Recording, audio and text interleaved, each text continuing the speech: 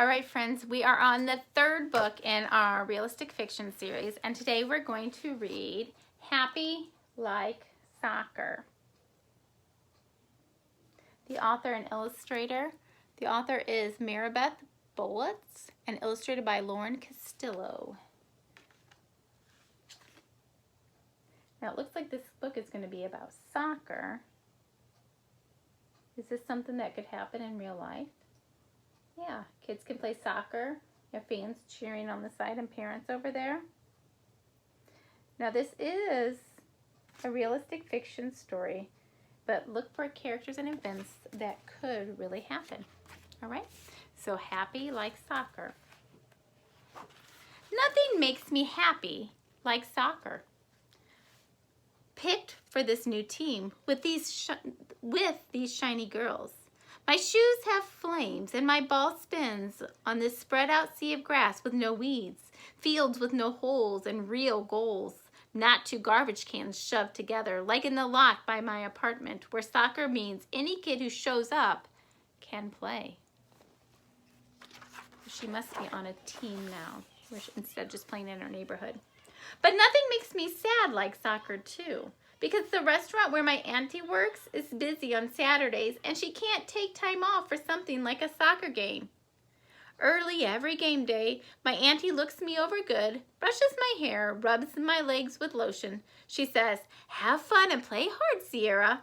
I smile, but when she hugs me goodbye, I know she can feel my low around the edges.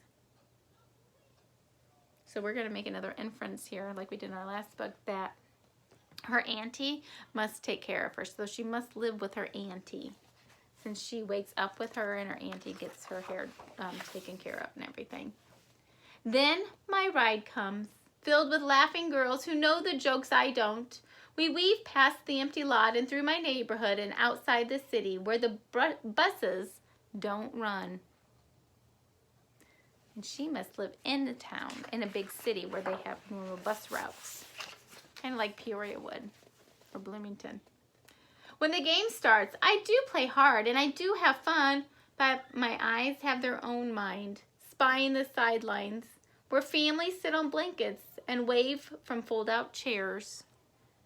They cheer for me by the number on my uniform, not knowing my name. And every girl has someone there but me. I can imagine how hard that would feel and how sad that would feel. Coach Marco high-fives me and tells me he is glad I'm on the team. When he asks me if there's anything I need, I bite my lip without meaning to and tell him no.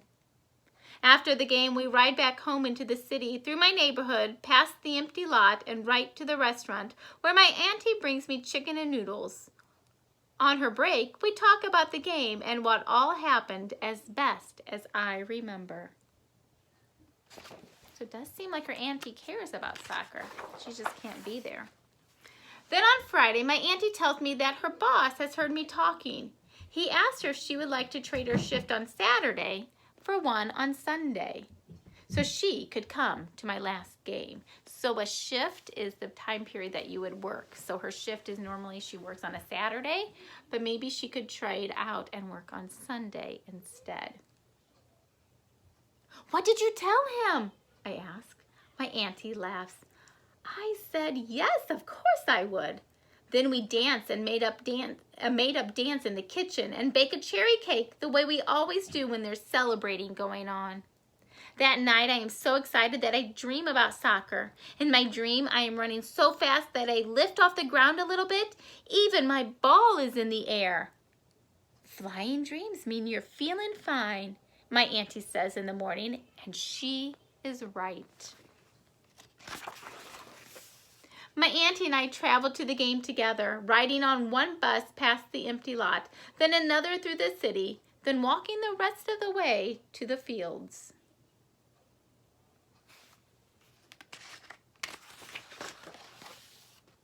But when my game is ready to start, I feel it. Fat raindrops plopping.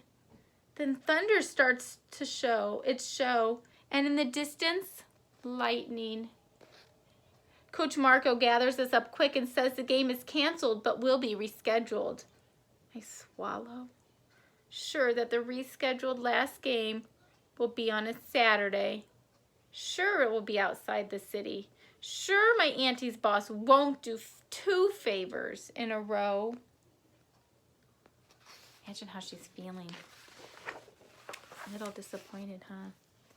Coach Marco gives me and my auntie a ride back home. In the car, my auntie sits by close, her hand warm, covering my knee. At home, we play cards and eat cherry cake and look at old pictures. My auntie pulls out the funny ones to make me feel better. And I would, except I'm thinking hard.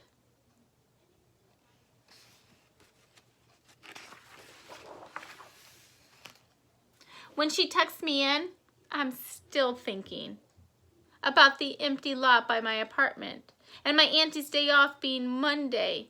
And I wonder if maybe this time, for this last game, I can answer Coach Marco's question about if there's anything I'm needing with something, if there's anything I'm needing with something true.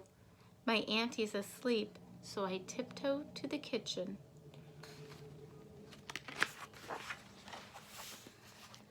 My heart is thumping the way it does when my teacher calls on me, even though I haven't raised my hand.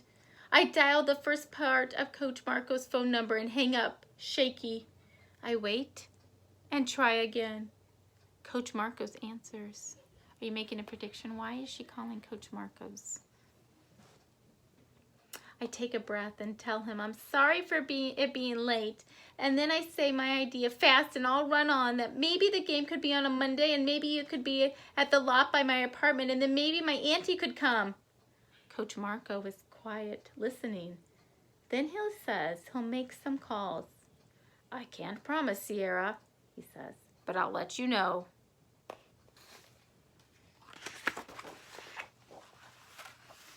It is a long time until morning. City sounds are all around, mixed with my auntie's steady breathing and my own self noisy with what I want to happen. That means my own self noisy. Lots of thinking going on in her head. That's the noise she's hearing from herself. Later, Coach Marco shows up at the lot to see for himself and tells me that my idea was a good one. This will work for everyone, he says, smiling. I run home, skipping the stairs 2 at a time. My words spill the story, and my auntie tips my chin up and looks at me, both amazed and proud. You did that for me? She says. I nod, and she pulls me close. For me too, I say.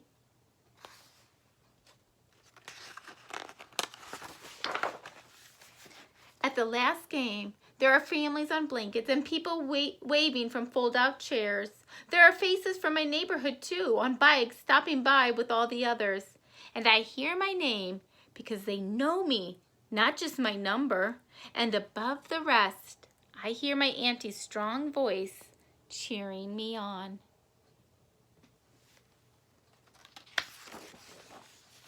And I run so fast that this time, I know for real that I am flying.